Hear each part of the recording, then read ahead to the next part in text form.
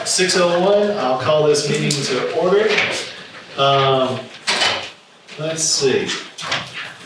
We'll pick on a new one. Chris, would you mind leading us in our invocation? Sure. All right.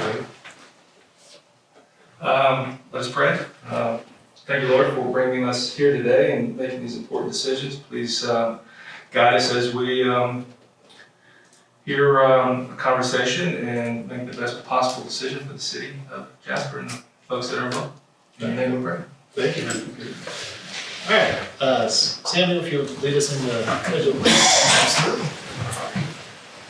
I pledge allegiance to the flag of the United States of America and to the republic for which it stands, one nation, under God, indivisible, with liberty and justice for all. At this point, I'll entertain a motion to adopt the agenda. Our motion. You have a second? I'll second. All right. All in favor? Aye. All right. It is adopted. All right. Has everyone had a chance to review the minutes from our February 28th meeting? Yes. Any questions, comments, concerns, changes?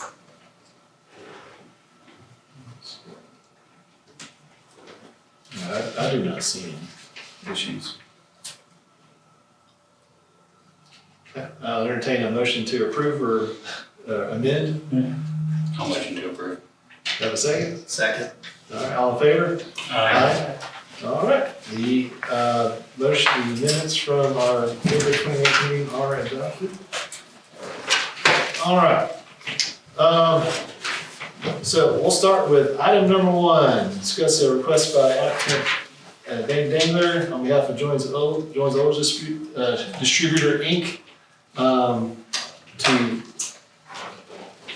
have a parcel annexed into the City of Jasper. Is anyone on behalf of the applicant here want to speak? Would you like to present? You don't have to. Well, I'll say a few words. Sure. It may not make no sense. You'd be doing better than me then. Yeah, step over here to the side. This piece of property is behind where the old Sorry, sir. If you wouldn't mind stating your name for the record. Danny Dangler. All right, thank you, sir. Actually, I guess represent two people, Jones Oil and Clipper Petroleum. Okay. They wanting to build a new C-store there, but they want to annex this into the city, which Clipper does have a contract on to buy it on that, but then it would make it all into one parcel to make it better to be able to add a nice facility to the City of Jasper. So I've been working on this project since 2016. So we're getting closer to starting, but it's just been a long deal, so. I got you. Any questions otherwise? Is the area wants to be annexed in, that is a paved area? It's paved right now, most of it is paved behind, yes. Okay. Of course, we will be regrading and everything to bring it all into one piece. And it'll be utilized more for parking, for truck parking. We'll have diesel fuel in the back of the store. Okay. And I don't see, looking at the plans that you submitted, I don't see any actual, I don't see any additional construction besides the proposed Clipper store with the little out parcel for that. Right, there'd be no buildings on that. I think there may be one diesel pump going up on it, but other than that, no other buildings. If I remember correctly, back when that was done, that was where most of the trucks parked in the back. Right. Yeah. And our plans are that we will be planting a good many trees on 515 side that basically will camouflage the majority of the trucks parked back there. And hopefully, I like to discourage them not to put too many truck parking. You spend a lot of money for trucks to park and they might not buy a dime from you. All right, fair enough. Any questions from the planning commission? Additional questions? Any questions from anyone in the audience? All right. Sir, you may step down from now. I believe that someone from the city wanted to talk to to us about this. All right, so our first two items pertain to the annexation and rezoning of approximately 1.46 acres located at 2101 Waleska Highway 108 in unincorporated Pickens County. And Chair, for brevity's sake, if it's acceptable to the commission, staff would like to present these items together. However, I do want to acknowledge that each request will be voted on separately. Okay, that's fine with us. All right. Okay, so to provide a quick overview of the site, the subject property is located south and east of the intersection of Highway 515 and Waleska Highway 108. As you may recall, the parcel to the north is the home of the former Dunn's Restaurant, gas station, and truck stop that was demolished in early 2024. And Clipper Petroleum is now proposing to redevelop the property to the north as well as the subject property with a new gas station, convenience store, and truck stop. So the property is currently zoned Pickens County HighwayBusiness, and so as part of the annexation, the applicant is processing a separate request to rezone the property to the equivalent City of Jasper C2 General Commercial Zoning District. And then I do want to note that the subject property is served by city water and sewer within Highway 108 that served the former Dunn's establishment on the property.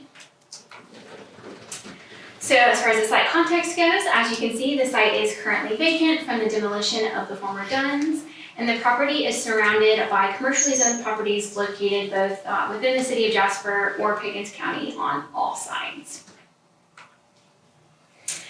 So historically, the truck stop for the Dunn's was accommodated via a perpetual parking easement. However, with the redevelopment of the site, in order to have a cohesive development, Clipper needs to annex this portion of the property into the City of Jasper and then redevelop it all together. And so if the application is approved for the annexation, the applicant will be required to legally combine the annexation area with the incorporated portion of the site prior to receiving site plan approval. So this is an image of the site plan for the overall development. As you can see, the annexation area includes the south third of the overall site and will be improved with a portion of the truck fuel canopy and 14 truck parking spaces. And as previously stated, this area of the site will be required to be legally combined with the remaining portion of the development. So when we evaluate an annexation and a rezoning, we look to the Pickens County Joint Comprehensive Plan, which designates the site as part of the Jasper Arterial Commercial Corridor. This land use designation promotes free and efficient movement of goods and traffic along Highway 515. Therefore, staff believes that the proposed truck stop use is consistent with the Joint Comprehensive Plan. In addition, I wanted to confirm that staff does not believe that there will be any meaningful burden on public services or infrastructure with this development. As stated, the site is already served by city water and sewer. In addition, as I'm sure you know, this is a very busy intersection, and the applicant has already been in discussions with GDOT on some required mitigation measures to ensure better flow with this intersection. One of the measures that they're looking at is an additional southbound or left-hand turn lane on the southbound 515 that will help reduce the stacking and move more cars through that intersection during peak times. So as a reminder, separate motions are going to be required for each request, but staff is recommending approval of the annexation and the rezoning subject to conditions. The first condition just memorializes again that annexation area shall be legally combined with the remaining portion of the property prior to both site plan approval and transmittal of the annexation ordinance to the state, which is essentially what finalizes the annexation. And then we just have another acknowledgement of that this annexation and rezoning, if approved, is not a commitment regarding future water or sewer availability.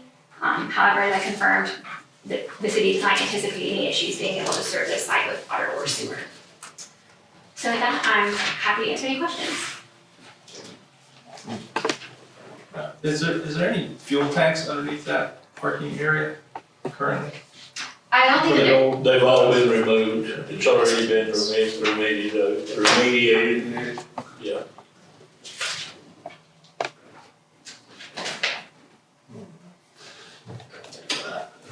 I don't have any further questions. I know I saw it somewhere, reading about it earlier. This has already been approved by the county. yes, correct. So on March 17th, at their regular meeting, the Pickens County Board of Commissioners I can't really call it an approval, but it was on their agenda, and they just said that they did not intend to object to it. They didn't actually vote on it, but they just stated for the record that they did not intend to object. Okay.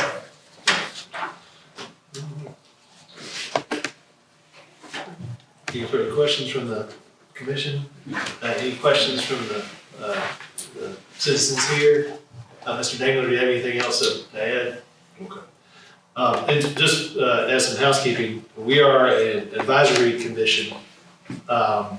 We do not, what we'll do here today is to either make a recommendation to approve or deny, and that will be passed on to the city council, who will then ultimately make a decision as whether to approve or deny the request presented here today. With that being said, I'm inclined to approve with the conditions that are stated. The first condition being that following the annexation, the plots will be the plat will be combined into one plat. Is that correct? Yes, the properties, the parcels will be combined. Yeah. Okay. The annexation. Okay. And then there was another condition that was listed on our form here. It said the grant annexation is not going to warranty or covenant by the city that water and sewer capacity are available for this development. So is that another condition that we would like to put on the? Yes, and those conditions will carry over for both cases. Okay. So if, at this point, unless someone objects, I entertain a motion either approve or deny with the two conditions, the annexation combined with the plat, and then the acknowledgement that there's no warranty or commitment to provide sewer water capacity. I have one question, sorry. So with the annexation, and combining a parcel, will the new parcel be considered the 064006 or the 064007? So the parcel that I referenced in the stipulation is actually the parcel that's already within the city that Clipper owns. Okay. I'm not exactly sure how the county would modify the parcel number after, but I was just including that sort of unique identifier so that we could confirm that that's the parcel that we intend then to combine with. So the Jasper parcel is the 006? Yes, correct. Okay. Motion to go step by step. So I guess just to confirm, this first motion would be for the annexation, so you would move on that first and then take the vote, and then there would be another motion for the rezoning and another vote. Okay. All right. I'll make a motion to approve the annexation. I'll make That motion. Okay. So we have a motion to approve, to express our recommendation for approval for the annexation, and with the also the caveat about water and sewer. All right, all in favor? Aye. We'll recommend approval. Mr. Dangler, you can talk about the rezoning if you want. If not, that's okay too. Yeah. You want me, what did you say? Oh, so you can talk about the item number 2, the rezoning of the parcel to C2 from HighwayBusiness. If you want to talk about that, otherwise I don't. Unless someone has questions. I don't know much to say unless somebody's got a question. Yeah. Unless there are other questions, at this point, I'd be inclined to approve. Did you need to speak about this? No, I covered it. Okay, covered those two. Okay. Any questions from the commission? Any questions from the audience about the rezoning? No. This time, I'd entertain a motion to approve or deny. Recommend approval or deny. I'll make a motion to approve. A second. All right. And were there conditions, were there conditions stated? Yes, they're the same for both. Same. Yeah. Okay. So, there's a motion to approve with the conditions previously stated. Do I have a second? Second. All right. All in favor? Aye. All right. All right. That's it for you, Mr. Dangler. Okay, thank You you. can hang out with us if you want. It's been a long day, so. Oh, yeah. I won't hold it against you if you say. I got this bad habit, my day starts around 3:30 every morning. It's got bedtime. That's something to eat. Y'all have a good evening. All right, thank you. Thank you. All right, so we're here from,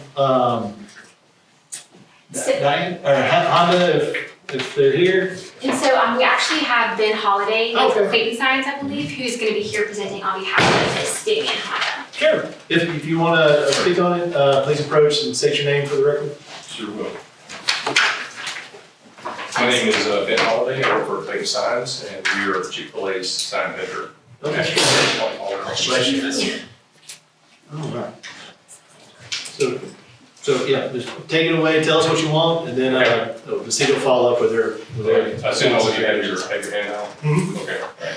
The, what we're looking for today is under the ordinance, you're allowed to have 2 wall signs on 2 different walls. And what we're seeking, of course, is 1 wall sign on all 4 walls of the building, facing each direction. And that's basically it. So I think we met when Longhorn was here last time.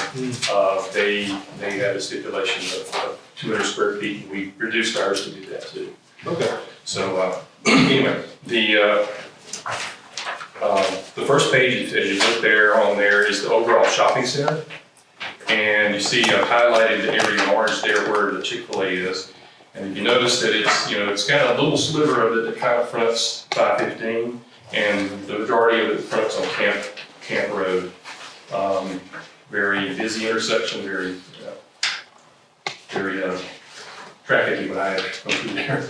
So anyway, that's page 1. If you look over to page 2, what you're looking at here is the same shopping center, but this is the grading plan. And the level of the site, if you were to read those little tiny words, you can see better than I can, those little tiny numbers, but I put them big so everybody can see them. 1,471 feet is the elevation of the site, and the road level down below is 1,451 feet, which is 20 feet, of course. And as you all know, if you've been by there, you see that this thing sits up on a little plateau up high. The one thing to note too is that because Chick-fil-A sits a little further off of 515, that's a little bit more challenging for them as far as elevation. Flip over to the next page and you'll see this is the sign plan for the wall signs. And the one sign you'll see out on the corner there. The 1 sign on each wall, and total of these, when you add them all up, is 191.17 square feet. What we do is we reduce sign E a little bit to get down. We were close before, but not quite. The next page will show you how those signs look like on the building. The Chick-fil-A logo, even though it sounds big, it's 5 foot tall, there's like 30-40% of it is no sign there, the upper top right corner. And then of course you got your icon, the symbol, the chicken head, some people call it. And it's there on that side. You got one side on each wall. All these signs are a little bit big. Next page, if you flip over, is how the building would look in perspective. Little side story. I've never dealt with the program Reddit before, but now that I'm dealing with all the architects, I got their program and I can kind of do cool stuff like this. Even though they do it. Anyway, that's kind of how it looks from this area. As you'll notice there, all the signs are tastefully sized for the building and look good. This sign package, with the exception of the rear sign, is what we would consider the prototypical that we use across the nation. All right, and then if you look just a little bit closer up on the sign, you can kind of see there you have the 8-foot tall monument sign, and then the sizes of the wall signs that are there. There would be 2 of the upper one, the 58.75, there one of the 37.67, and then one of the 36 square foot. This next page here, this is actually something I stole from McDonald's. I found one of their variance things probably 20 years ago, and this is something that I thought really put it all in perspective for me. And basically is that Chick-fil-A, like all fast food places, they really need to have people to be able to see them, because all of their customers, or the majority of their customer business, comes from spur of the moment when people's out, they're going somewhere, they just happen to see it. According to the research, was people decided to find as frequent visitors needed 33% of the time to have the signs there to give them the impulse they're going to need. what they call moderately frequent visitors, they 50%. Same thing, but when you come down to the bottom, which is what this is kind of interesting here, is Jasper is like a main highway between the mountains and the rest of Georgia. And so there are probably going to be a much higher percentage of people in the first-time visitors category. And I can personally vouch that someone who goes to the Kennesaw area and back and forth a few times, there's this big gap between LJ and Canton. So it's really, really nice to have a Chick-fil-A, except on Sunday. So. This next page has some pictures that I use from Google Earth, and it kind of shows you some of the topographic issues that you have here with the things that are there. The hill sits up there, and as you see the top of the hill, you're kind of coming up to it. And the Chick-fil-A is going to be kind of up here a little bit further down, even though it's on the same plane, since it sits so far back. And you can see where all the places I took the pictures here. I also want to point out to you that it's very important to obviously have business from 515, but I don't want to understate the importance of Camp Road. There's a lot of businesses both ways. If you go across the way, there's a hotel over there, which means that most of those people aren't going to be from here, and they're going to be, wanting to get over and see the Chick-fil-A. And of course, the last page is kind of how I grew up, what I estimated, what the visibility areas would be for each of the 4 signs.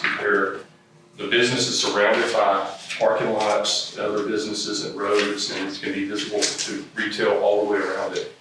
And so with those wall signs, it's really important to be able to be seen because, for one, a monument sign is 8 foot tall. A small car can block most of it.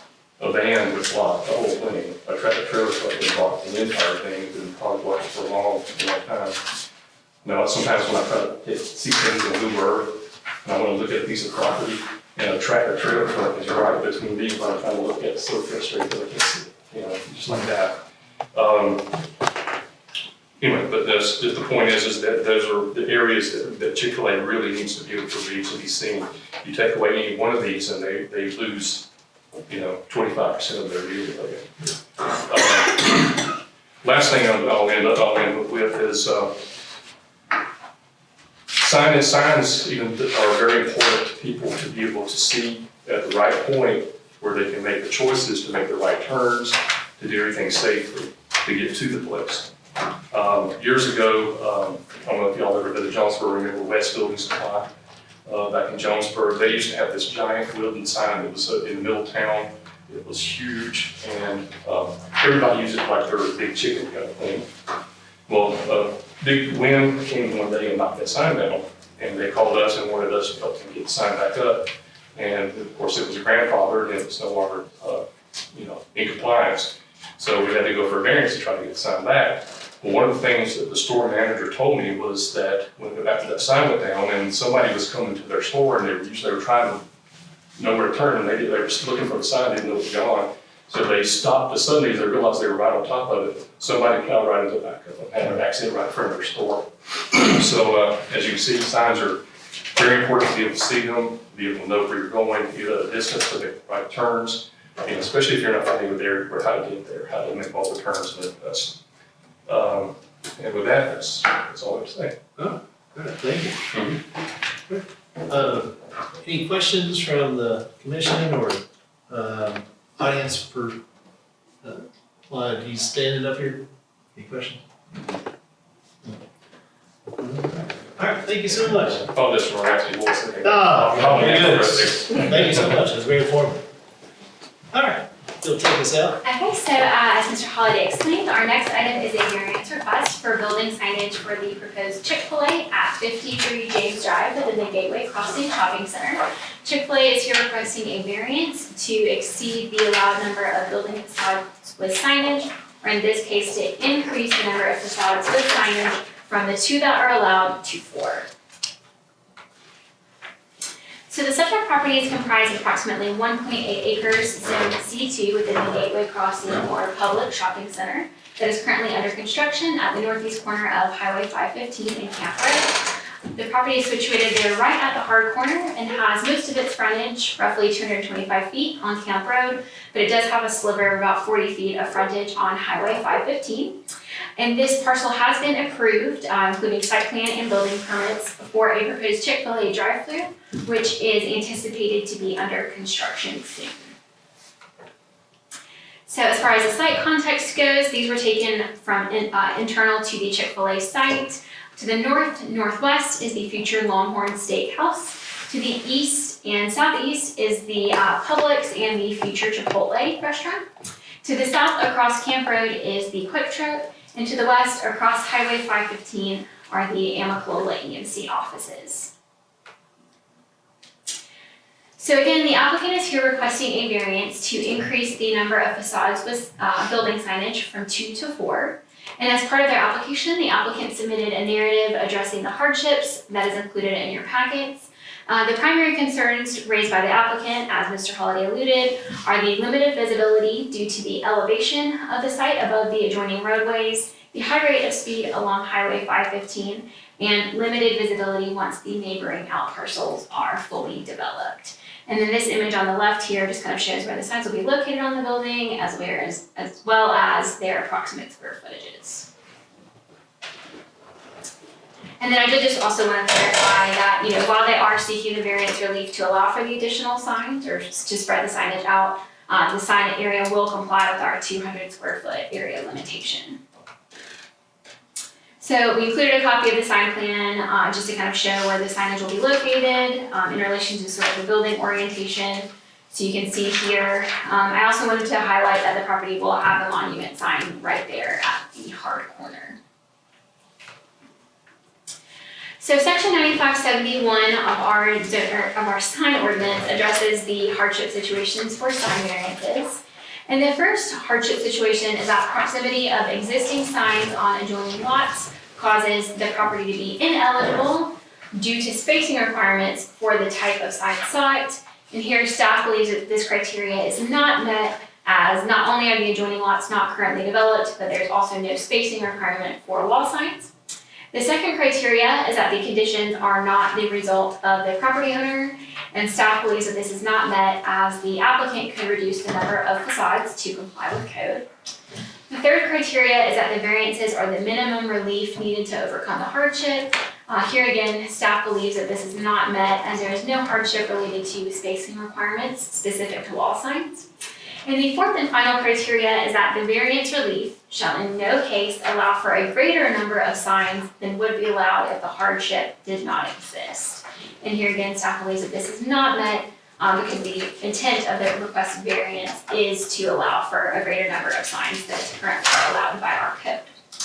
So with that, staff is recommending denial of the variance request due to failure to comply with the hardship criteria. However, should the commission find merit in this application, staff recommends the following condition, which would essentially memorialize that the total sign area shall not exceed 200 square feet for the wall signage requiring a permit. So that concludes my presentation, and I'd be happy to answer any questions. So, as Chris asked earlier of you, there was a very similar situation with the Longhorn that was ultimately approved by the city council so that they could have signs along all facades, but under 200 square feet. So that one was for signage on 3 facades, and then one of the facades had 2 signs, where only 1 sign is allowed per facade. Okay. So did they approve the signs on all 4 facades or just 3? So Longhorn was only proposing signs on 3 of the facades. Okay. One But of they them wanted had 2. So total of 4 signs was approved. Okay. If that makes sense. Yeah. Any comments, questions from the public here? Any comments, questions from the commission? So we'll be having a monument sign. I'm missing, where is that located? So the monument sign, I'll go back to the sign plan. So it's down here, I don't know if you can see on your screen where A is. Our screens aren't on. Oh, okay, well, let me turn this a little bit for you. Okay, right near the So if you can 515. see, yeah, it's right there down at the hard corner. Kinda like That will be, or so right Okay, turn in on red that for a side. sign. Yeah. Okay. Is it Yeah, I'm having trouble with this because for consistency's sake, I voted to deny Longhorns, but obviously the city council approved it. So I'm one mind that, yes, I would recommend denial because it doesn't follow our criteria zoning code, the ordinances. But on the other hand, a very similar situation for a neighboring property was approved in Longhorn. So I'd see that if this was denied, it was feel kind of capricious to me that this would be denied. So I'm having a hard time. I think the answer is that we just need to update our ordinances if we're gonna allow this. Yeah. I agree with that. I see it from all different angles as far as we're looking at. The monument sign, I think, is a great line of sight, but as driving said road quite frequently, you're more than likely to see the signs on the actual facades much sooner in some cases before you see the monument sign. And knowing that intersection is extensively busy at any given moment in time from all aspects of it. Busy for our area. Yeah, busy for our area. Yeah, I'll give you that, 100%. Busy for our area. I get your conundrum. I understand. Yeah. And I voted for the sign variance for it, so I do understand it completely. Yeah. And my perspective is we should think about fair and equitable. And if we approved it, we didn't approve it, obviously, we just recommend. But if the city council already approved a similar situation, that we should take that into consideration and try to be fair and equitable to all the people in this, specifically in this plaza, and that it would be the right thing to do to approve. That would be my perspective. Yeah. Did Longhorn also have a monument sign? They do, yes. Yeah. Okay. And for the monuments, that's a separate permit? So it could be under the same sign permit, but monument signs, especially if they're allowed along 515, I believe that they get, additional height in the area. But as long as you have a frontage on a road, you can have a monument sign. Okay, so it's not detracting from the 200 square feet? It is not, it's separate.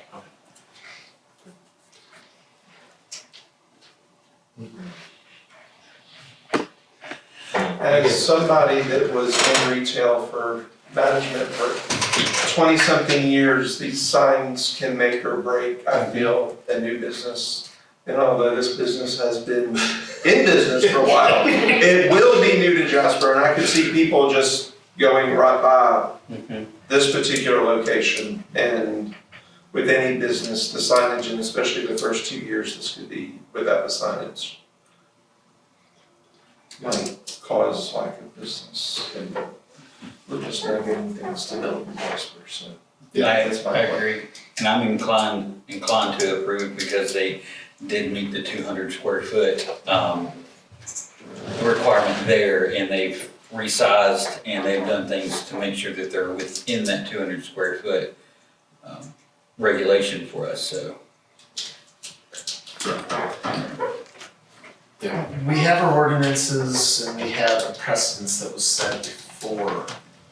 Would we be able to put in a motion to table this until we get clarification from the council as to what clarifications if we're going to continue to allow variances for the sign ordinance or if there will be an update? Can I tackle this one? Sure. I hate to interrupt. My name is Kim Goldner. I'm this deputy city manager. So keep in mind that the city has its sign ordinances, which have been passed, but they also allow for a variance process. And so it is the variance process that is before you tonight. And recommending to approve, recommending to deny, either one is your option, but it is a variance. We realize that our ordinances say X. We have a variance process to go through. And I think Mary Elizabeth has said this before with other requests that have come before you. You know, national brands have specific guidelines. They kind of have a standard for what they want or what they need to have. And it doesn't necessarily meet or match with what a municipality's guidelines are. And that's why you have that variance process to be able to go through and say, you know, hey, we understand. And I'm not pro, I'm not against. Please don't get me wrong.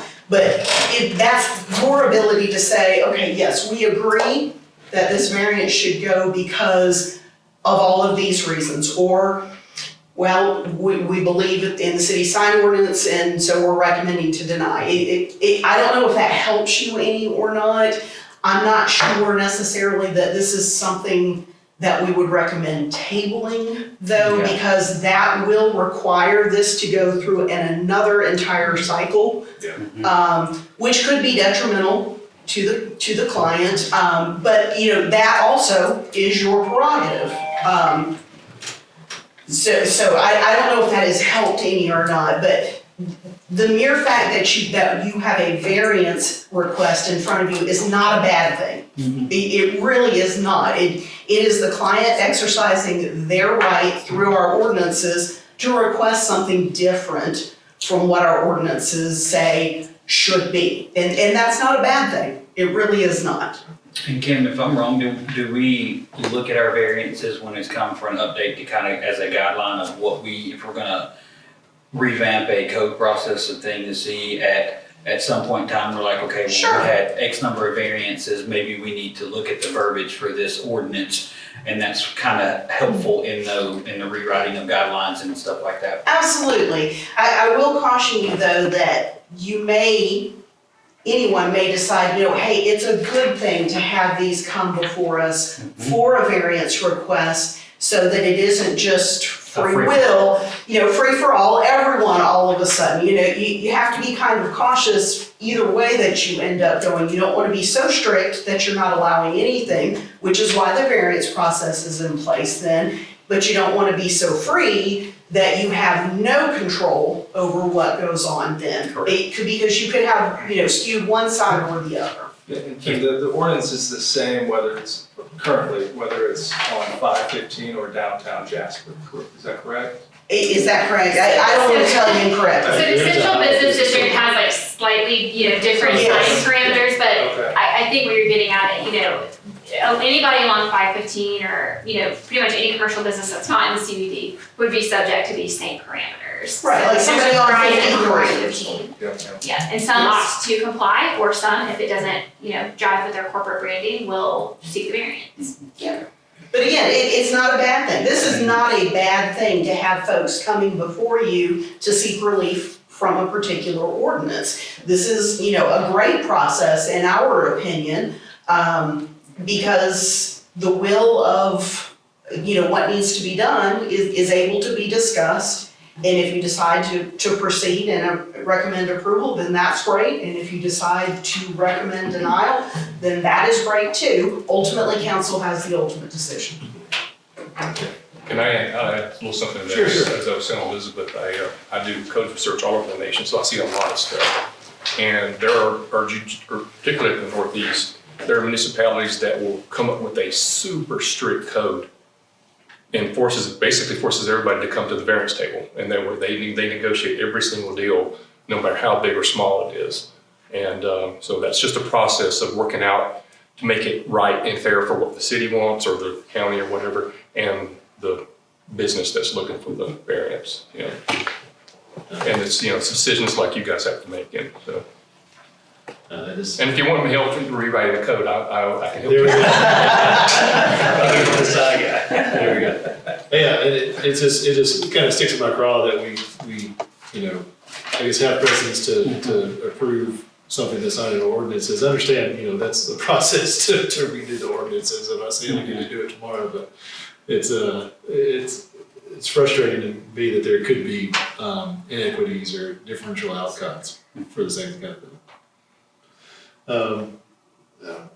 Thank you for your clarity. Yeah. You're welcome. I hope that helped some. And you know, with that, my thought is that we wouldn't table it because ultimately, you know, we're not a decision-making body. It's going to go to city council, and so they're they're gonna look at our recommendations and can choose to totally disregard what we say, which they do sometimes. And so if we table it, it's just gonna, slow down the process for.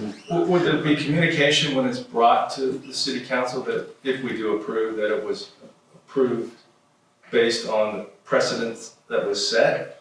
Like that, because to me, that's really, really.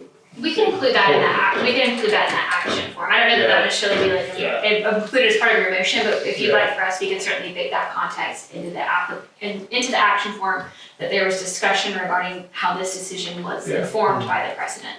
Yeah, I think that would be good for the city council. Okay. Yeah, I think we need to talk with them anyway, but they keep saying we do, but we don't. So if you can tell them that we'd like to meet with them at some point, that would be great. All right. I don't have anything further, I think. Yeah, I'm inclined to approve just given the precedent set by what we do with the Longhorn Steakhouse. But I'll entertain a motion to approve if the approval comes with the caveat that, or with the condition that the total signage on the building shall not exceed 200 square feet. Based upon precedents, I move to approve this sign variance with the condition of not exceeding the 200 square feet of wall signage requiring a permit. Do you have a second? I'll second that. Okay. All in favor? Aye. All right, we all have that. All right. So with that, that concludes, unless someone is here for something else that's not on the agenda, I'll entertain a motion to adjourn. I'll make a motion to adjourn. Have a second? I'll second.